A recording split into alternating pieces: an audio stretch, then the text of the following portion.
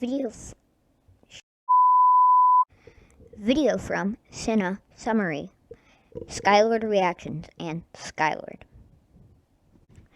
Yo, what is up, guys? Welcome back to another video, and today I have a banger. Yes, I really do. I trust me, alright? I really do. I'm gonna be posting a video on two videos, SkyLord Reactions and my regular channel that y'all are probably watching on because I don't got a lot of subscribers on my SkyLord Reaction and on this channel. But can we get a goal to 20 subscribers? That would be really thankful, please. But yeah, like the video if you enjoyed it. At the end, I do not matter. Anything that you follow me, anything that would be really supportive, and keep me going through this YouTube career, which I really want to get successful on, and I'm trying my best to get y'all good content upload daily. It's all a lot of work because you gotta get the software editor or something, pull stuff out, get content out of the thin air, and all this other stuff. But I promise y'all, I will not stop making content for a while because I know I'm little on like social medias like Twitter, all the famous stuff that you could probably say. I'm not that famous. I never have been since I was a little kid, and I used to do like YouTube videos, but I never got that like that popular vibe or something. I just switched accounts or did other. And for you down out there, I considered you to just try I motivate y'all. I always donated to streamers, but I never really thought of the content. But now that I am older, I'm 13, I could probably think that I could post. I don't even know where I've been this whole entire past week, and I don't even know where I've been going. Like, I would just say some random shit, and then I would just forget what I'm saying. But yeah, let's just get into the video. All my links are in the description of the video, so go follow them and go check out my website.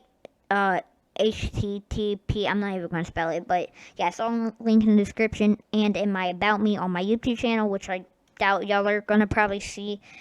But yeah, let's get into the video. Hey, welcome back. So yeah, we're gonna get into this video. It is called How to Beat the Purge. How to beat the Purge Anarchy, something like that. But yeah, all this guy Link that created this video, make sure you go subscribe to him. He's in the link in the description, just to let y'all know. So yeah, and he's at the end of the video. This video will be at the end of this video, and the video yeah, it's all confusing, right? So let's just get into this. I never watched this video before, and if I have, I wouldn't be making a video. Duh. But yeah, let's just get into it. Let me get 4K on, and if y'all don't, make sure y'all do have 1K on. So you would go to the bottom of my video, and you'll do settings, because I know it's going to be a little bit blurry, but once you get that setting fixed, it won't be, so you can see everything clearly. But yeah, let's get into the video. Let me just get the 4K on for y'all guys if he even has that. Nope, 180. Alright, let's get into the video. You're stranded in downtown LA, and for 12 horrible hours, the government has legalized all crime, even murder. Miles from home and without a weapon, how do you survive when everyone in Los Angeles wants to kill you? I'm going to break down the mistakes made, what you should do, and how to beat the Purge Anarchy. This is the... Okay. I just want to make something clear. There's one simple thing. The Purge, I hopefully, will not happen. If it ever will. Not being a politic, it's something that I doubt and believe I don't really want to bring up the politic, but the Purge would probably come from Joe Biden. Y'all heard it? No, he's the president, not the government. That's my bad. back onto the video. The day that everyone's been dreading. Eva here is anxious to clock out of her crap job. She's only got 2 hours to get home and prepare for tonight's Purge, a yearly event where all crime is legalized. If you get stuck outside when it starts, you're almost guaranteed to get brutally murdered. A coworker teases that he might kidnap her tonight, and her friend's a little jealous of the attention, but it's not funny or cute. He has every legal right to kidnap, rape, and kill both of these women. Alright, this is a f***ing stressful situation. The smallest thing could piss someone off, and the next thing you know, you're being hunted down in the Purge. That Starbucks barista who gets your name wrong, dead for sure. No matter who you think you trust, you shouldn't. Because the worst version of them will come out tonight. And almost all murders across the world are committed by people who know the victims. So keep to yourself and don't piss anyone off. The waitress walks back home, passing by people urgently shuttering everything closed and boarding up their storefronts. An arms dealer stops her and tries to convince her she should buy weapons to slit her man's throat. That's a serious sales pitch, and it makes her really uncomfortable. Little does she know that tonight, she'll be caught in the Purge, and she'll be wishing she bought that gun. Now, you obviously won't be surviving the night without decent preparation. Americans spend $11 billion on firearms per year, and there's no way I'm living in this America without a weapon for every occasion. But not everyone has the money to build themselves a doomsday bunker. So what's the best strategy on a budget? I would make sure I had a tactical whip. These things f***ing hurt. Even a light swing can bring a man to tears, and it requires zero skill or strength to inflict maximum damage. She walks into her building and gets harassed by her sleazy superintendent. Not the kind of guy you want around you during the Purge. This guy is seriously gross, and she manages to evade him, but I wouldn't risk being rude on Purge night, because this encounter is gonna come back to haunt her. She gets home and is greeted by her daughter Callie and her dad. He's sick and needs expensive medicine, which costs them a fortune every month. That's money they should be spending on security and weapons, and it makes the dad feel guilty as hell. In another part of the city, Shane and Liz are a couple rushing to get home right before the killing starts. Talk about a bad time to do groceries. Getting back into their car, a guy slams into them, freaking them out. He's a member of a huge gang of purgers, and all of them just can't wait to start killing. One of them is even nice enough to wave hello. They have no idea that their evening is already ruined, and they won't be making it home tonight. On their way back, the car breaks down, and the husband finds out it's been sabotaged. This guy was toying with them, and that would seriously freak me the fuck out. The masked gang pulls up behind them, but they'll have to wait until the sirens blare. The couple try to call for help and take way too long because they're minutes away from the Purge. Okay, what the hell are they doing? The key to surviving the Purge has everything to do with preparation. I rented the whole hotel! The future of this family is going sideways real. And they couldn't even plan ahead enough for their groceries. Transportation in LA is notoriously bad, and they probably aren't getting any taxis when the Purge is imminent. If my life was in danger every year, I would plan ahead and make sure I had hoverboards in the car at all times. If they live 15 miles away, they can make it home in under an hour. And if you're wondering about the car, I'll bet there would be some kind of Purge insurance for this. It might cost them an arm and a leg, but at least won't cost them their lives. At home, the waitress and her daughter prepare themselves for the Purge as best as they can. But it ain't easy when you're on a budget. A warning flashes on the TV announcing the Purge has begun. All crime will be legal for 12 hours, including murder. No emergency services will be available. The Purgers get ready for slaughter, and these people are not messing around. They're hacking people up, filling them with bullets, and setting the city on fire. This guy has a freaking minigun in his truck and tears up 2 people walking by. This isn't even a fair fight. Downtown, the couple are totally stranded with no weapon, and if they don't find a place to hide, they'll be gunned down soon. Hiding in this trash bin is not the worst idea. Nobody wants to sort through piles of trash, hoping to find an unlucky victim. Purgers only have 12 hours to kill as many as they can, so they don't want to waste time looking for victims in unlikely or hard to reach places. Your instinct is to look for cover, but that's a mistake. All the buildings downtown are probably locked up, and gaining access to rooftops would be unlikely. I would be looking for 360-degree clear lines of sight and the lowest population density in the city, and that's a golf course. No Purger would be wasting his time there, and you'd be able to see anyone coming for you from miles away. The mother and the daughter realize the old man is missing and find a message he left for them. He sold himself to rich clients who will kill him and send his family the money. It's horrifying. And the worst part is, the waitress isn't even surprised. This is how the rich purge, buying and killing their victims in the safety of their homes. Now, if you're rich in the Purge, you obviously have nothing to worry about because money is the best weapon of them all. They would be the safest people in the city, and that's why I would become a housekeeper, a nanny, or a butler. The rich families rely on you, and you get to spend Purge night in the city. Hold on, guys. Hold on. Just wait a second. Okay, sorry about that, guys. Safety of their homes. they hear a strange noise outside and see heavily armed soldiers come out of a truck. These guys definitely don't look like Purgers. So who are they? Their front door suddenly explodes into pieces. Someone has broken in, and their only gun is in the other room. It's the superintendent. The guy's here to purge, and nothing's gonna stop him from raping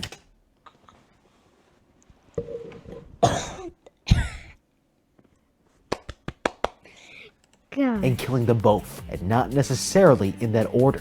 Now you'd think this front door would be strong enough, but clearly, if someone has their heart set on murdering you, these boards won't stop a shotgun blowing through it. But how do you protect your home if you have no money? The cheapest and most effective way is to place steel doors between every room, with bolts and multiple padlocks. This provides safety from a threat inside the home, and the padlocks will each need to be shot through, wasting his ammunition.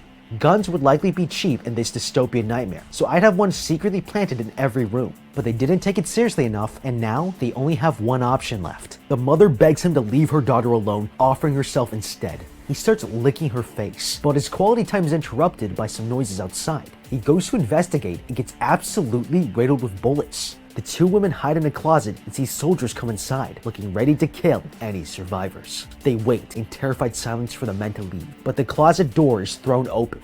Instead of killing them, they're pulled through the building, watching their neighbors get executed. But why are they taking them and purging everyone else? Capturing someone is a sign they're going to do something even more twisted and f***ed up than a simple execution. Outside, a man in an armored car sees the two women getting thrown to the ground. He knows he shouldn't get involved, but he can't let them die. Lucky for them, this sergeant has a heart of gold, but he'll definitely be regretting this later.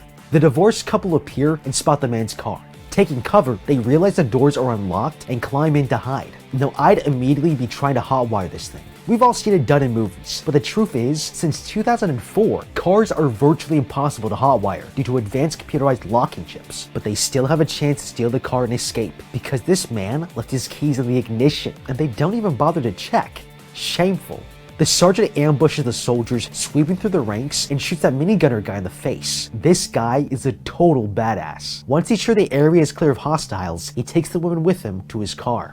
Okay, let's take a moment to applaud his humanity. But also, this is really dumb. When every single person in LA is a threat, you can't let compassion get in the way. Decisions like this will get you killed. Seeing the strangers inside, the sergeant asks them politely to get the f*** out, but they don't have time to argue. The minigunner is still alive, and the masked gangsters have returned. They're cornered and need to move fast. They get in the car and narrowly escape, getting shot up in the process. The gang will catch up to them soon, and the sergeant demands to know why the two women were being taken instead of killed, but they have no idea. The daughter tries to find out what he was doing out there, but the answer is pretty obvious. He's voluntarily out during the purge, he's got an armored vehicle, he's strapped to the teeth with weapons and ammo. This guy is f***ing dangerous, because he's out here to kill. But then why is he saving people? Something doesn't add up. The engine starts smoking, and they pulled over. The car is toast, and now they can't hide from purgers or drive away. The situation just got way more dangerous, and the sergeant doesn't want the extra baggage of 4 defenseless idiots to protect all night. At least he had the decency to give the husband a gun.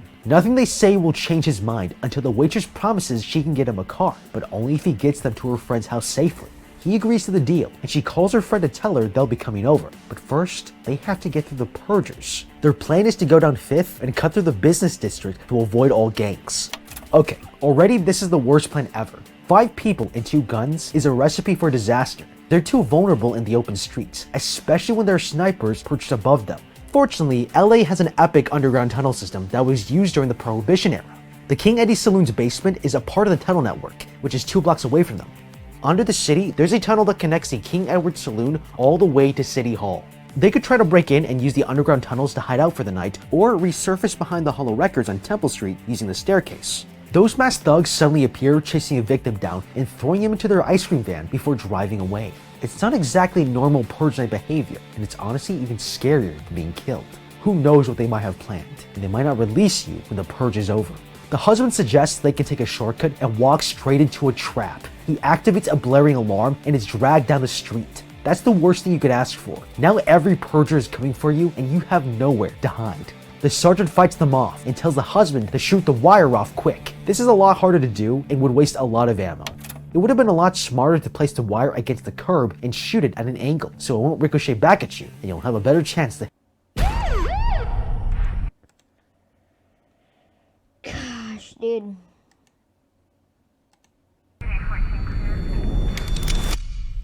So they took me. To hit it.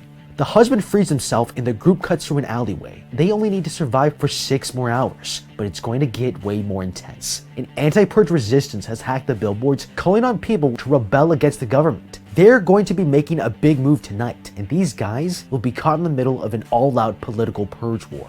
Finally reaching the business district, the group discovers an abandoned truck, and there are dead soldiers everywhere on the ground. It's the same truck from earlier that night. Just because it's quiet doesn't mean it's safe. Liz here suddenly gets tackled by a soldier. He's half dead and murmurs before he dies that they were just doing their duty. Whatever that means, these guys are funded by some serious money. They have a high-tech surveillance system that's connected to the city's traffic cams. Okay, this is obviously a horrible government conspiracy, but who cares? Tonight is about survival, and we've hit the jackpot. I will be switching through every map and security camera to find the safest path through the city. With an army of anti-purgers, purgers, and now soldiers gunning people down, this is our best chance to get out alive.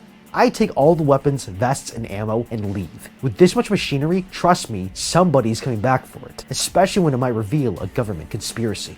The husband spots another giant truck turning the corner, and the group rushes to get out of there. Sneaking around the nearby alleys, the sergeant sees the street crawling with bloodthirsty purgers. Luckily, there's a subway entrance across from them, and they all run into the subway. Down in the tunnels, the daughter tries to persuade the sergeant to give up his bloodlust and stop looking for revenge. He refuses, but she grows on him, and he gives her his Kevlar vest before they move on. They might think they're safe because they're underground, but this is actually one of the worst places to be. There's only 2 directions to travel in, and it's easily accessible to the public. This is a tactical nightmare, and now that nightmare has become a reality. Purgers appear behind them riding in buggies with not only a freaking flamethrower, but a giant machine gun too. Everyone begins to run, but there's no way they can outrun these buggies. The couple starts shooting at the purgers and the buggy explodes, but they still have 4.5 hours left in this nightmare. They finally arrive at the friend's apartment building, but they've been careless. The military bandits have spotted them through the traffic cams. Nowhere in the city limits is it safe for them to run, and it's only a matter of time before these soldiers find them. They're welcomed by the waitress's friend, and they invite them all to stay through the night, but there's some tension in the room. The sergeant asks the waitress about her friend's car she promised, except there is no car. She lied to make sure her daughter got to safety. But that's when one of the hosts walks out of the kitchen and shoots the friend without any warning. She screams at her husband for having an affair with her sister, and she's decided now is the time for payback. With dinner now officially ruined, they leave and regroup in the hallway. Together they sneak out of the building and over the fence, but as he's about to climb up, he hears the sound of soldiers coming around and is forced to hide. When the squad finally enters the building, he climbs over the fence only to get attacked by those masked purgers. He's knocked out and thrown into their truck with the rest of the group. The man in the god mask explains they've been following after the Death Squad trucks. They aren't here to purge, they just want to make money. Dragged out of the ice cream van, they're sold to these men who look a bit like waiters. This is getting really twisted. They're kneeled down on the line, and the curtain is drawn, revealing a huge dinner party for the richest and most powerful in the city. They're a part of tonight's entertainment, where these wealthy purgers get the privilege of hunting them down for sport. Now it may not look like it, but this is their best news of the night. As soon as I hear hunting grounds, I'm smiling, because it means I have another chance to escape. We've got a military dude on our side, and let's be honest, these rich people are here because they aren't interested in getting hurt or risking their lives. The group gets herded into this dark arena, and the hunters enter wearing fancy night vision goggles with all kinds of weapons. They have a significant advantage here. These purgers are going to shoot them like fish in a barrel, and the sergeant's the only one with any combat experience. Their survival is placed completely in his hands. Okay, it's not looking good, but hiding in a corner will only get you killed. If you want to live, you have to win. My strategy here would be to disperse the group and get as high up as possible because they probably won't even think to look up. There are enough platforms here to climb, and jumping a nearby hunter could knock a weapon loose, giving you a chance at survival. He hides the group and goes off to hunt. He ambushes one of them, tackling the man to the ground and breaks his neck. The sergeant is an absolute killing machine, and the rich audience does not look pleased. By the time he's done, he's got a pair of shiny new shades with guns to spare. The host calls for reinforcements and a small army comes down to kill the group. They're surrounded and outgunned, they have no bullets left, and the sergeant has no clever plan to save them. They're doomed. The husband gets shot in the chest by a gunman and dies instantly. There's still hope though, because someone is raiding the party. It's the anti-purgers, and they're here to rescue them. Oh I love these guys. I want to be on their team without question, because they're badass, and also because I don't know what the fuck I'm doing. This guy's squad of soldiers take out the gunman with ease, and now that they're free, the group sets off. The sergeant hijacks the host's car, and even though the purge is almost over, he is determined to finish his mission. They park near a suburban house where he explains to the waitress and the daughter how a drunk driver killed his son a year ago, and he's here to get his revenge. Callie here tries to convince him not to go through with it, but he snaps at her and tells the woman to stay in the car. He easily breaks into the house and wakes up the driver at gunpoint. He goes on an emotional tirade about his dead son and holds a knife over the driver's head. Finally, this son of a bitch is getting what he deserves. The front door opens, and a blood-covered sergeant walks into the home, exhausted by what he's done. When out of nowhere, he's shot twice and falls to the ground. He sees that the man who shot him was the minigunner who tracked the sergeant down by his car's license plates. The shooter explains the sergeant broke the unwritten rule of purge nights by saving lives. Americans haven't been killing nearly enough, so the government has stepped in to keep body counts high. The sergeant is interfering with this job. The man's just about ready to kill the sergeant, but he's shot in the head. The bullet, courtesy of the drunk driver, who was left alive. The women rush out of the car and get into a face-off with some soldiers, but the sirens go off. The purge is officially over. The waitress and her daughter haul the sergeant into the driver's car and take him to the hospital. And once again, America waits for the next purge. But what do you think? How would you beat the purge anarchy? Let me know. Alrighty, guys. Hold on. Alrighty, guys. So, how do y'all think about that video? Go comment on his video. But yeah, I think that was a pretty good video clip on how to survive the purge. That's pretty cool. I gotta go check out that video. And yeah, if you really want to go see that movie, go see the other guy's channel. Everything will be in the link in the description. And yeah, you can see my dog. But with further ado, I'll see y'all guys next time. Here's the channels right there, and then here's the videos right there. Peace out, guys.